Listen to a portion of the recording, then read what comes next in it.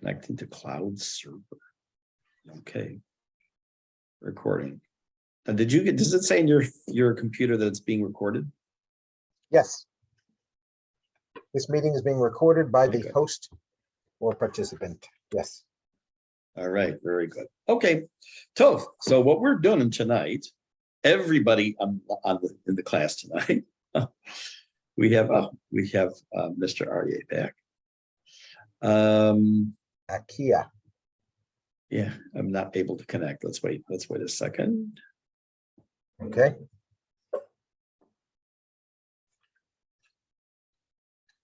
Let's see if he's connected. I'm assuming that's just water. In a Van Gogh vodka bottle, yes. Yeah, Just very water. good. That's good. I only start drinking at 9. Very good. It's when they say it's 5 p.m. somewhere, right? Yeah. I have a series of blood tests tomorrow, so can't eat anything now anyway. Okay. A 12-hour fast. They'll think I'm an alcoholic if I started drinking into the That's test. for sure. That's for sure. Let's just wait. Arya is trying to log on. Having trouble. We pause this. Okay, when we last left off, which is about a month ago, and we had lots of things come up in the middle, the last thing we had done was to read the last chapter of Sefer Ezra. And I said that we were going to come back to going over some of the information. We're going to review just a couple points and then give an introduction to Sefer Nehemiah. And that's the goal. And sort of summarize. I think a summary also of Ezra would be good. Just a couple of minutes. Yeah, that's fine. The Jews got back to Israel, they'll Beit HaMikdash. Let's move on. Too much information.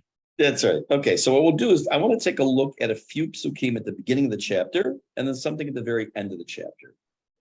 And also, there's a there's a message that if you don't really look for it, you're not going to see it. And I think I found something really kind of cool here. So let's take a look first. Let's go back to in Perek Yud. We're going to go to Pasuk Bet. Actually, just go to Aleph. Why skip Bet? And why skip Aleph? So we know that the problem that Ezra has been facing, there have been numerous problems. The major religious problem was that of intermarriage. And that was coming to him as a bit of a shock because, as we talked about last time, weeks ago, it was more on the periphery, not so much in his face in the area of Yerushalayim. So he needs to do something about it. So let's take a look at Pasuk Aleph. So what does he do? He comes before God.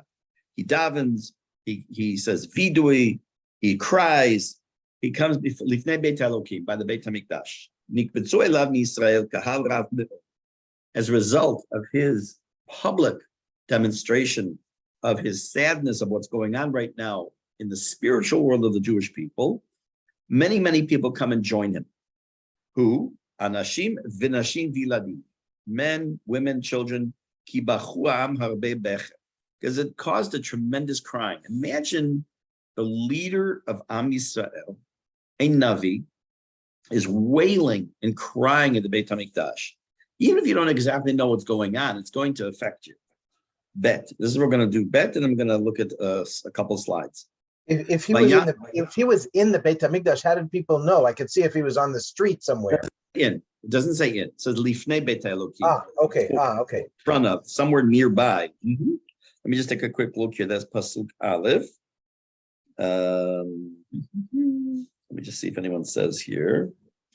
No, but that's the meaning. It's just it's nearby the Beit HaMikdash, near it, outside.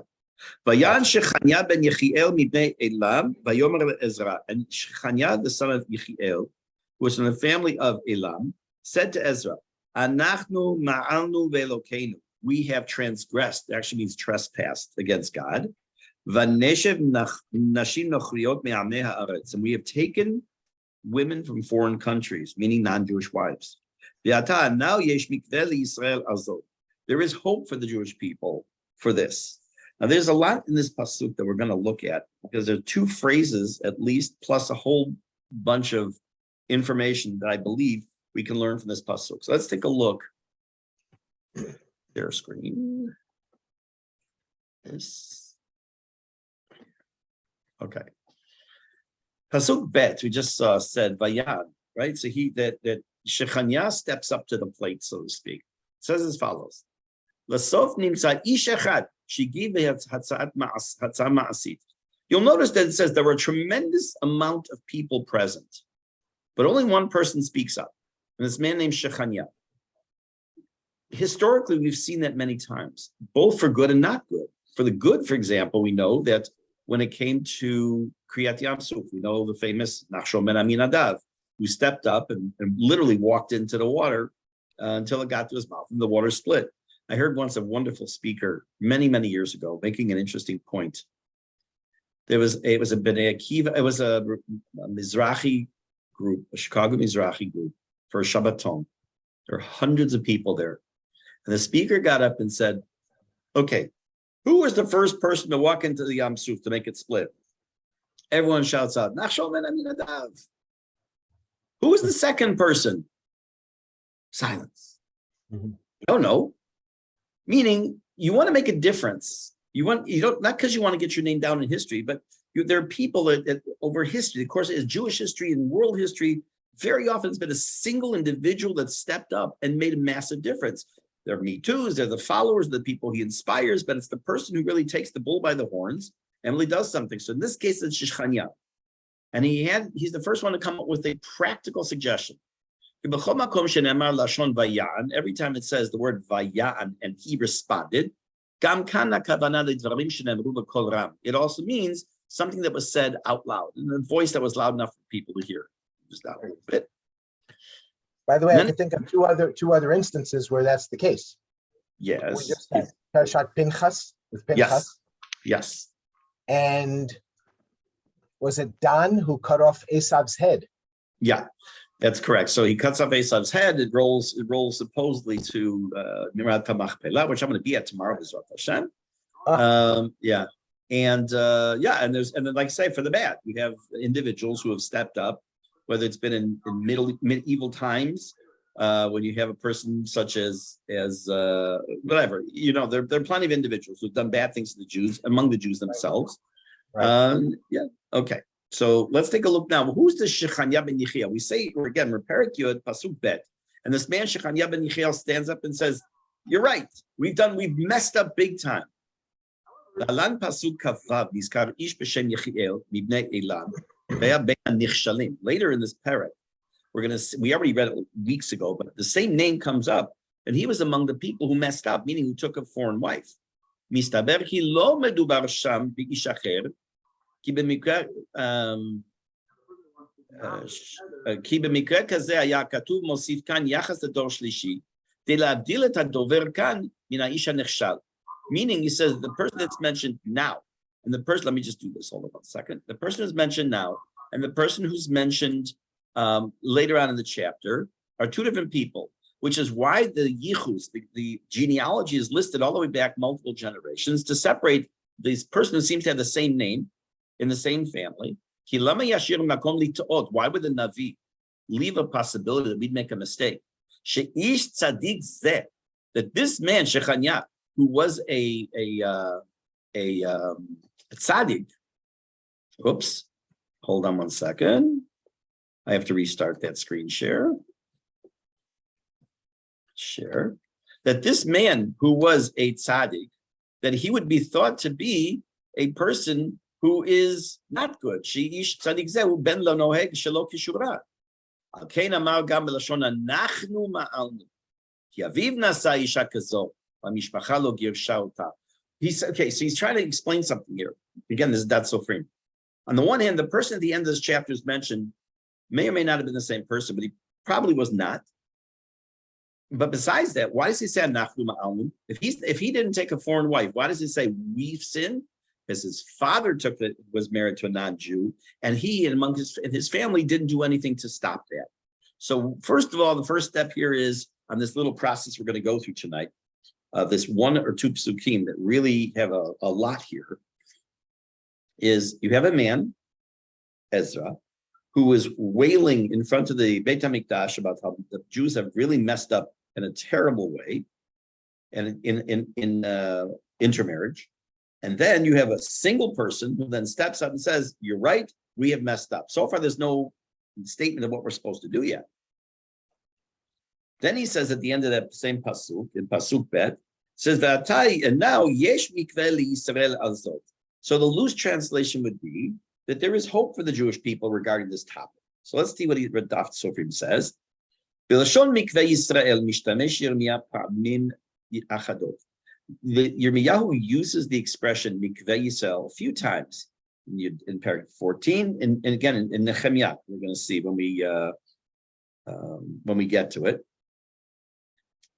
Yirmiyahu. Yirmiyahu uses it a few times, which we won't get to. Yud Daled, Yud Zayin, Yud Gimel, Parak Nun, Kimuvanim Shonim, and it had different meanings when you look in the Sefer Yirmiyahu when you see that expression. Kan, here, here the word means, in a sense, mikveh tara, the purification waters, lomar, meaning to say, that even though we messed up big time, and we have so badly gone through the idea of taking foreign wives and everything else, nevertheless,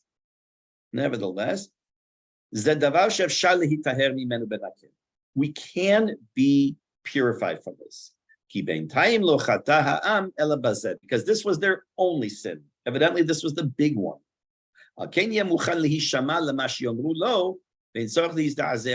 He said they were basically saying, we're ready to do something. We are now, I'm going to take this off screen share for a minute. We are now ready, willing, and able to do something. And what's that something? So let's take a look at Pasuk Gimel, Daled, and Hey. And then we're going to pause at Hey and look at some stuff on this.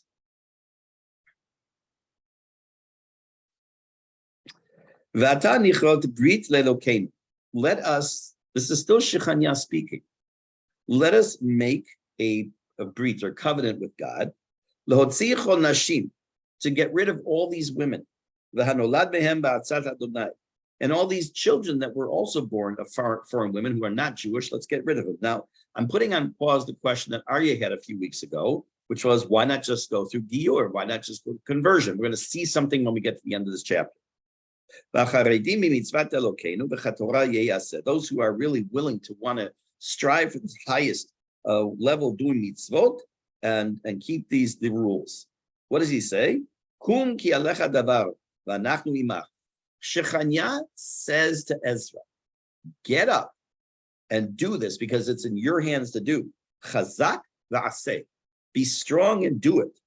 Vayakom Ezra, and Ezra got up. He caused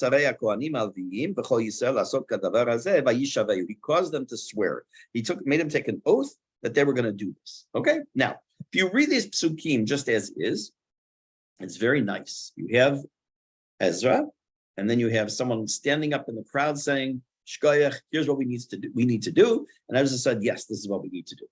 Now, why do I say that this is really a powerful couple of lines? Let's take a look. I'm going to read a couple things here.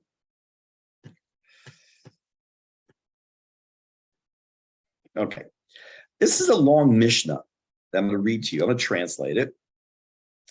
That is in Sota, in Parak Tet.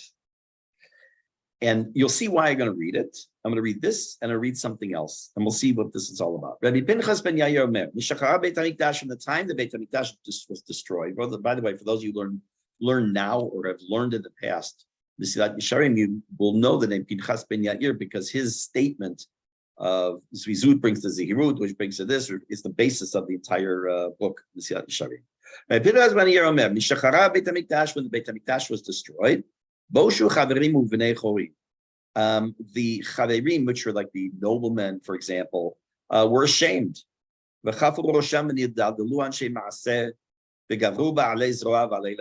So, not only were the upper crust of the Jewish people were devastated, but now the people who were like the bad guys, they kind of stepped up and they started to take over. Ve'en doresh, ve'en mevakesh, ve'en shoel. There was nobody to ask anything. There was no one to look for anything. There was no one to seek out, meaning there was no one looking for the word of Hashem. There was no leadership. Al mi lanu lehishayen, and upon whom do we have to rely? Al Avinu Shabashamayim. We only could rely on God.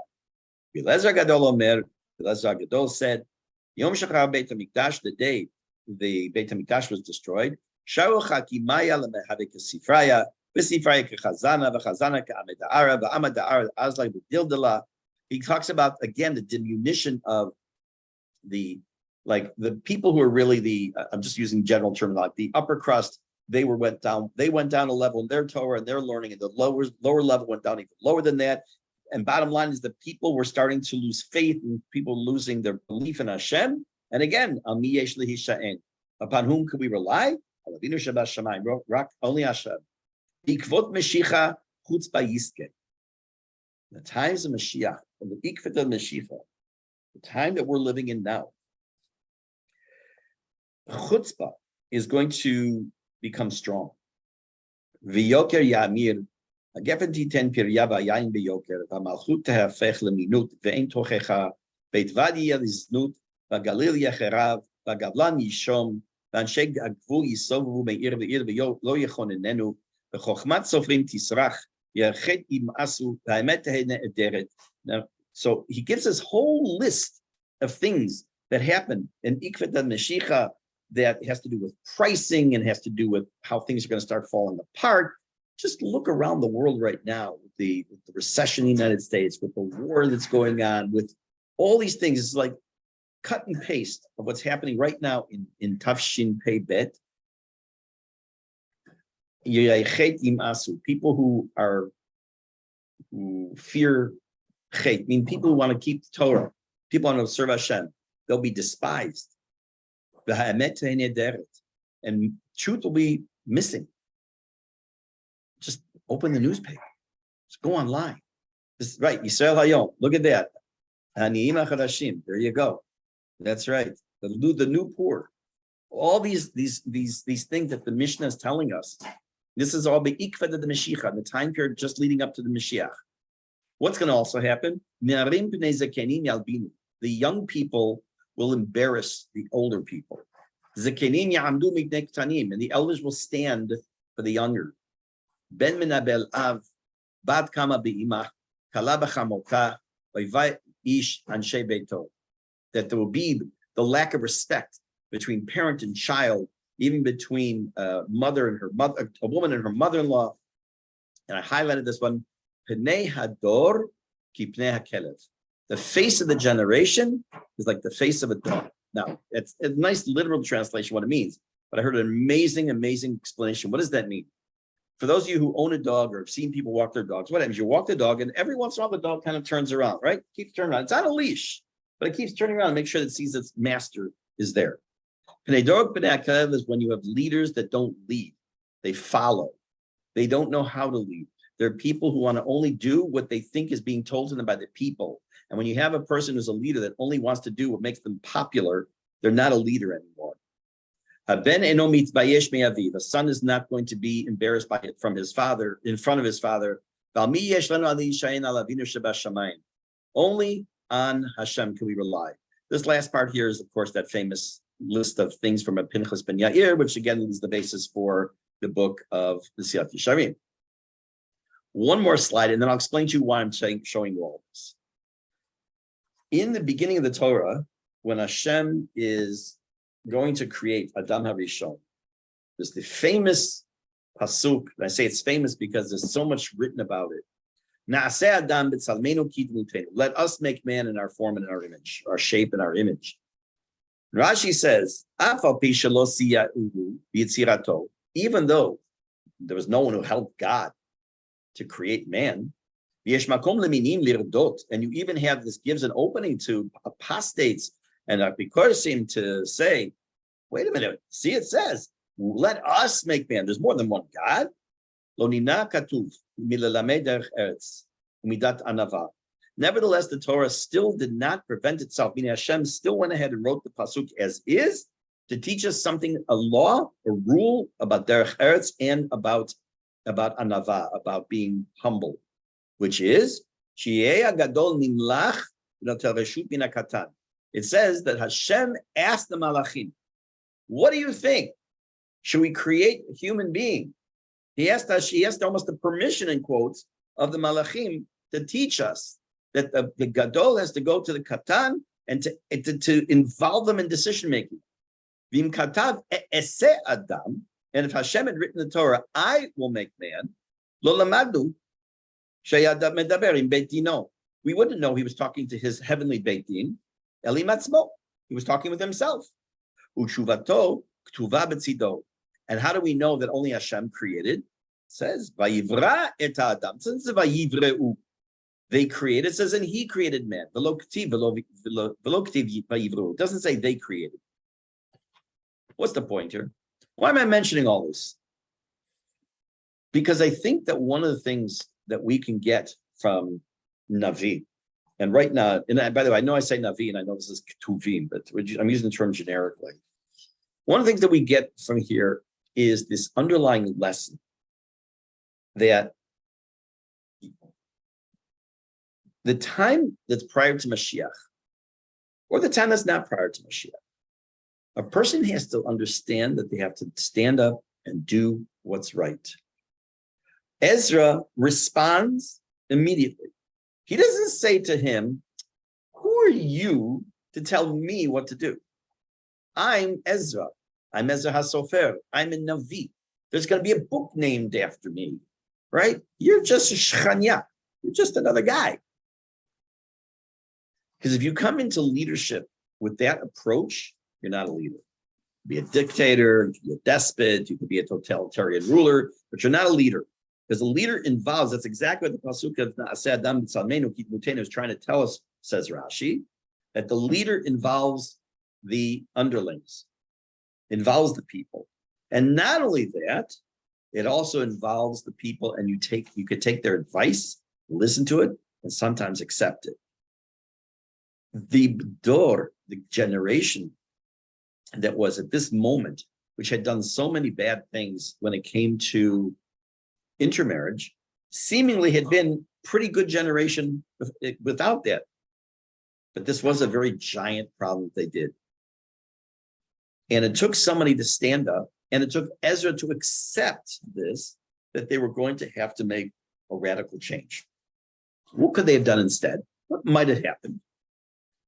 So it's possible they could have said, look, you people, you assimilated, you stay in Atumwa, Iowa, so to speak. We're going to be in Yerushalayim. You go have your foreign wives. We're not going to pay any attention to you. If you think that's so far-fetched, just look around today. In the United States, there are some cities that intermarriage rates are 70%. In some cases, over 70%. In many cases, you can't even blame them because they don't know any better. They don't know any different. So yes, there are many organizations that try to attack that question, that problem, but on the average, it's not something that weighs down the average Jew on his day-to-day basis. You may daven for these people, may hope that they'll make changes, but the Gadol doesn't seem to be a front burner issue for the Jewish people. Bigadol. It is for some, and it is for some organizations. And here you have not an organization. You have the leader of the Jewish people listening to someone who's, I'm just going to say another person, but he says, he's called tzaddik because he's one who stood up. And he said, this is what has to happen. Now, what has also happened in our history is silence. And silence has breeded or bred more problems. I'll give you one classic example. Just a few weeks ago, we read Parshat Korach. And what happened, and I've made this reference many times over the years, Parshat Korach, we see that Korach and his 250 followers, they come and they basically spit in the face of Moshe Rabbeinu and they spit in the face of Aaron HaKohen. And what happened? So we know the story, but what's missing from the text? There were a good, huge amount of Jews. There were only 250 who stood up and did this. There was only one Korach. We don't have any record whatsoever in the Torah of a single Jew standing up to defend Moshe or to defend Aharon. It was complete silence, or as we say nowadays, crickets. There was nothing, just crickets. And therefore, the Jewish people themselves were culpable for part of this problem that was happening with Korach and his group. Here you have the exact opposite. You don't have tons of people clamoring and saying, okay, we're doing something wrong. You have one person, but he is the catalyst of the change that's about to happen. Let's take a look at another slide here.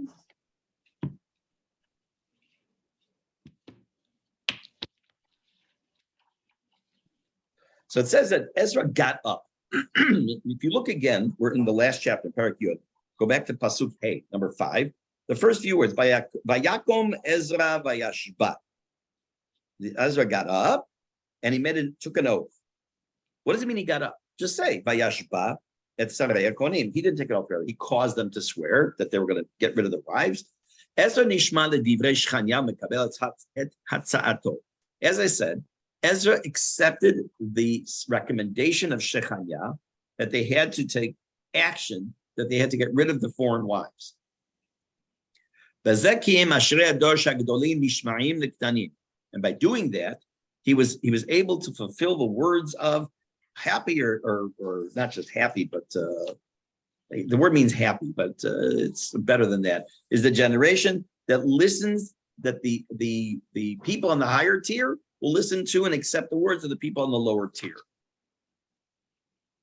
Have you ever sat in a shiur? Not with me. Have you ever sat in a shiur, let's say at Pnei Shmuel, at Yeshiva, wherever, and you have some big Rosh Yeshiva talking, giving a shiur, and the question comes up in your mind. And it's not just, I don't understand, but it's something where you think that you can significantly affect the shiur because something's just not adding up. Now, you have in front of you a big Rosh Yeshiva, let's say.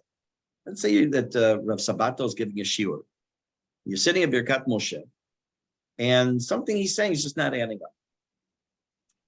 How readily will you raise your hand and challenge that statement or that part he's teaching? So the truth is that he'd be the first person on earth to tell you, absolutely raise your hand. No question about it, raise your hand, ask the question. I know of situations, I've done similar things because I've learned to do this. It's not me that started this idea, where a teacher was in the middle of giving a shiur, a question was asked, and he said, you're right, we're done. It was just that it made no sense what he was saying because this didn't add up to that. When a person understands that when they're teaching Torah or they're leading people and they're trying to do it l'shem shamayim, meaning they're not doing it to show how much they know, they're not doing it because they want to just, blaze a new trail and make a name for themselves, but they really want to do something l'shem shamayim. And they understand that if they're doing something wrong or someone's trying to make a midstream correction, as it were, and they're willing to accept it, that's l'shem shamayim. That's the right way to do it. And that's what he's saying here. So it says here, if you look at the rest, twice it mentions the idea of Ezra getting up. Kan, here, in response to Shechanya's request, Shiakum, he should get up. And also another time, the next passage, which you didn't read yet, Vav, and he also tells us another time, the next passage, the concept of getting up. Now, he doesn't say this here on the screen, but I think that this idea of Vayakom is getting up means he also, in a metaphorical sense, he's getting up in the place where he was stuck. He was stuck because he saw right now something very bad. He saw the Jews en masse, at least not in Yerushalayim necessarily, were intermarried, and that was causing him terrible grief and sadness. And when he saw the opening, he saw someone willing to help and say, okay, this is what has to get done. He got out of that, he got up from that situation and he did something about it. You see that word's used in other places as well. So let's take a look at Pasuk Vav first, and then we'll go back to the screen. Vayakom Ezra, this is the next Pasuk, which again talks about the word Vayakom. He gets up. Vayakom Ezra mivnei Beit Elokim. Ezra got up from in front of the house of God. Vayelech alishkat Yehochanan ben Eliashiv. He went to the office of Yehochanan ben Eliashiv. Vayelech sham lechem lo achal umayim lo shata. He went there. He didn't eat any bread. He didn't eat any water. He was fasting. Why? Ki mitabel al ma'al hagolah. He was mourning for the trespass of the Golah. The Golah again is the exile, but they're in Israel. They're in Israel. What's this heat ablut? What is this evel? Let's take a look at this. What that Sofrim says here. Oh wait, 1 second. Yeah, hold on. This isn't that pasuk, is it? Hold on. 1 second. Which pasuk is this referring to? Hold on. Hold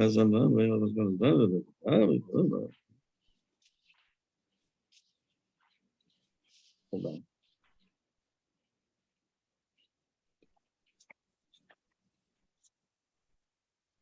Okay, this is the It is Vav. How come I don't see it? That's interesting.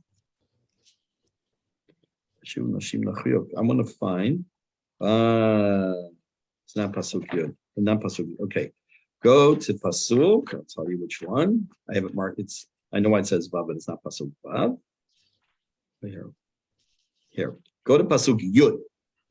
Okay, jump to Pasuk Yud. Again, we read this parak last time, but I want to make sure we go to these psukim. Vayakom Ezra HaKohen Vayomer Alehem. Ezra got up and he said to them, Atem me'altem. You have, again, the word me'altem, me'ilah, I mentioned already before, is not only the word in English is to trespass. That means using something kadosh, something holy, for something profane. Like you would take something to the Beit HaMikdash and use it for your own personal use. That's called me'ilah, with an I, me'ilah. In this case, he's talking about the trespass of the Jews who took foreign wives. Vatashivu nashim nochiyot. Lo'osiv al hashmat Yisrael. What did you do? You took foreign wives to add to the sin, the guiltness, there's no such word, of the Jewish people. Now let's take a look at this slide. Vayomer alehem atem me'altem. Pamim achadot nishneta ashma shel al mi'ilah va'ashama mutelat al klal kolo atem. Ki achavishu ad ata lo palu neged. He says that until now, there's been no action taken about this situation of the fact that there have been foreign women taken as wives. What does it say? It doesn't say you married foreign women, because nisuin, marriage, is nothing to do. You don't marry a non-Jew. You can, in civil law, you might be married, but in Jewish law, you're not even married. There's no concept, because marriage is kiddushin. It starts kiddushin. There's no kiddusha, no kiddushin with the non-Jew. So it's referred to as hoshava. Pasuk bet. Ki המדובר הוא בנישואים ללא טקסים מיוחדים, אלא בהכנסה לבית בית כמשפחה, כשפחה. So they brought the woman in. There was no actual tekes, there was no actual ceremony. They just brought the women in into their homes. And what do they do by doing that? Losif al ashmat Yisrael. What does that mean? Hakavana la'ashamot shebe'avar. They have, by taking foreign wives, they have added to the sins of the past, as we've seen in the last chapter in Parak Tet, when Ezra had a tefillah. Had there been specific sins to mention, he would have mentioned it. So in Pasuk Yud Daled, where it says Yamduna, etc., it's just like implication, because the reason he doesn't mention any other sins, even though there were other sins mentioned the prior parak, and he hints at it in Pasuk Yud Daled, the reason he doesn't mention them now is there's a focus. Imagine you are an employer and you're calling your employee in because you're going to fire them, or you want to give them an annual review and they need to ship up, or they're going to be gone. And they have done 2-3 things over the year that they're not the greatest. It comes in late once in a while. He takes some pens and pencils home sometimes. Okay, those are wrong. But the fact that he lost your major customer because he was treating him wrong, that overshadows everything. So yes, you did some things wrong, But the main thing, the focus right now, the spotlight is on this idea of taking foreign wives. Yeah, time now. Let's take a look at Pasuk Yud Aleph, please. Give thanks to God and do his will. Separate yourselves from these other foreign people and from these foreign wives. So take a look at the slide. Hadrisha, the request, or the more than the request, the requirement of Ezra at this point is that they give respect and honor. L'malei retzon Hashem, to fulfill the will of God. Lo mitoch hargasha she'ein breira, not from a perspective of, oh, they have no choice, or because they're afraid. Ela mitoch hakarat todah al shenisharu kayamim. Hakara zo gam takel et hakshayim shebedavar. Listen to what he says. If Ezra had just said, look what you're doing, it's terrible, get rid of these foreign wives, and not beat them over the head, then they have to do it. They're just listening to the leader of the people. And there's no, it's not because they're doing it because of Hashem or any other reason. Instead, what does he say? Let's imagine, let's go back to this mashal I gave you, you're the employer. Look, you lost our biggest client this year because you treated him improperly. You know what? I think you owe me, your boss, the owner of the company, a little thanks here. In spite of that, I'm going to keep you on because I know you're going to change. I know after all this, you've learned your lesson. You're going to change. A little bit of respect, a little bit of honor, please, to the company, to your boss, and let's move on. Just you got to square this away. You got to do the right thing. So what he's saying to them is that you have to thank your lucky stars, meaning you have to thank Hashem that you still exist, because he could have wiped you out. We've seen plenty of times that people don't do the Ratzon Hashem, the Torah, that it doesn't end well for them. But when you do it from a respectful perspective of wanting to do not just Ratzon Hashem, but you want to do the will of God because you want to also thank Hashem as a result, so that has a different action, has a different idea that's giving you when you're going to do the right thing. Now, Aryeh.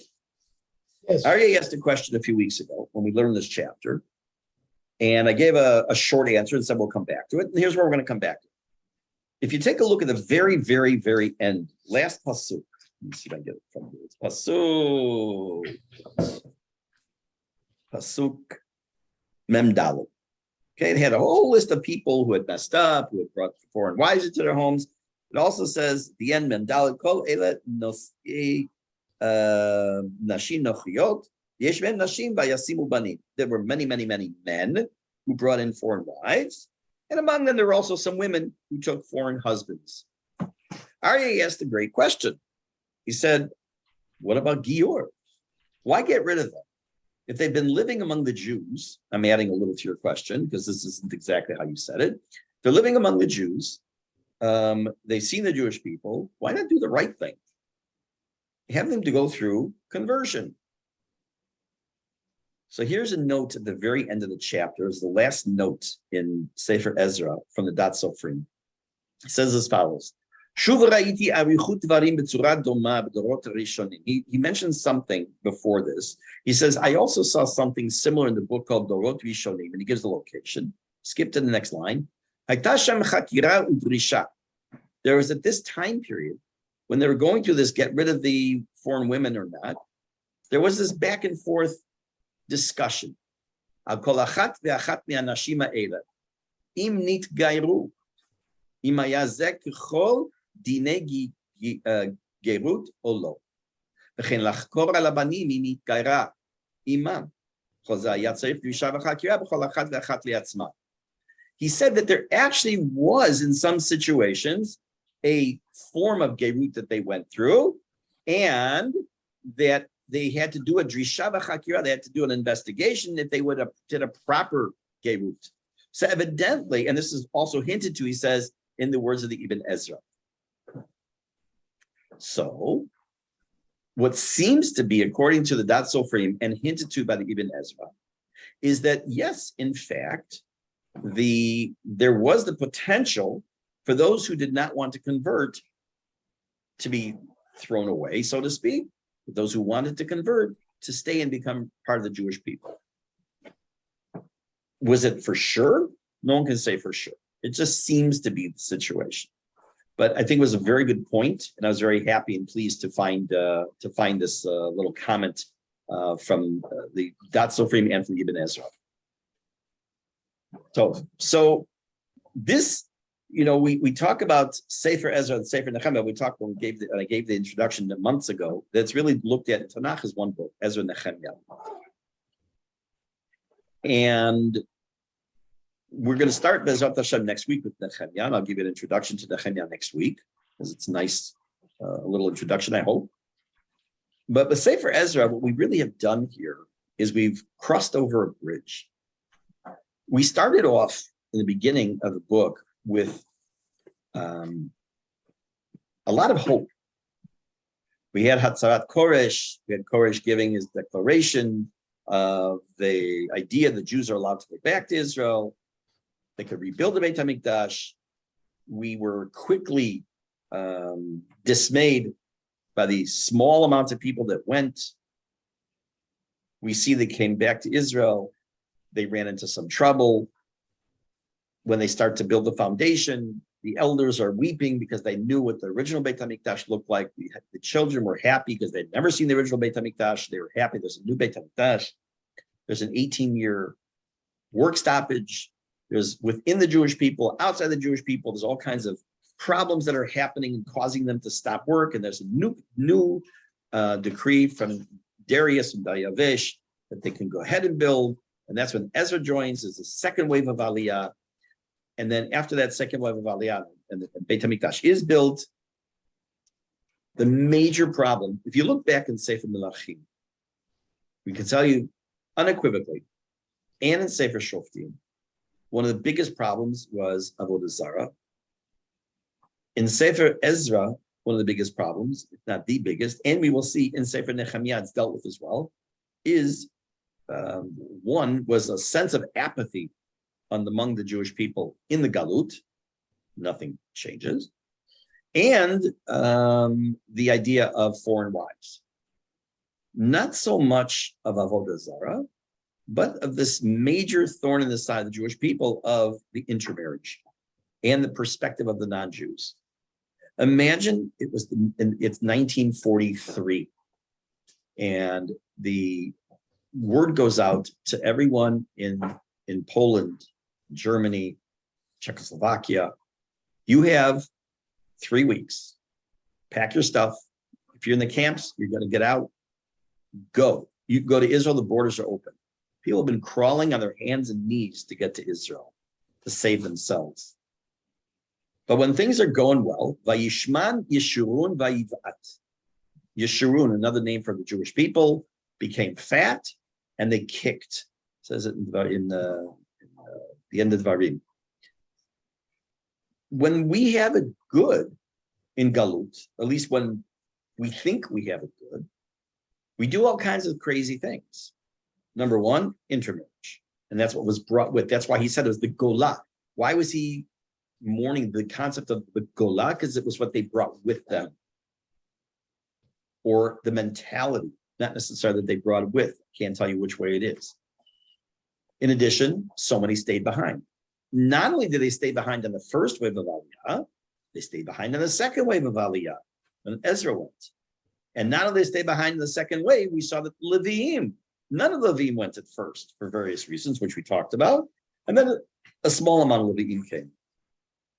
This is the beginning to set the stage for the beginning of Sefer Nehemiah, which we'll deal with Bezrat Hashem next week. I'll give you an introduction. I'll go basically an overview of the book. It's also relatively short. I think it's only also 10 chapters. It's 12, like I said, it's 13 chapters.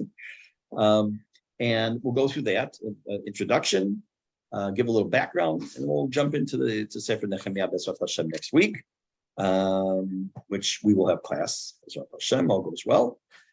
Wish you all a Shavua Tov and all good things. Bezrat Hashem. Well, thank you, Rabbi. Thank you. Shavua Tov. Thank you. Shavua Tov. Thank you. Shavua Tov.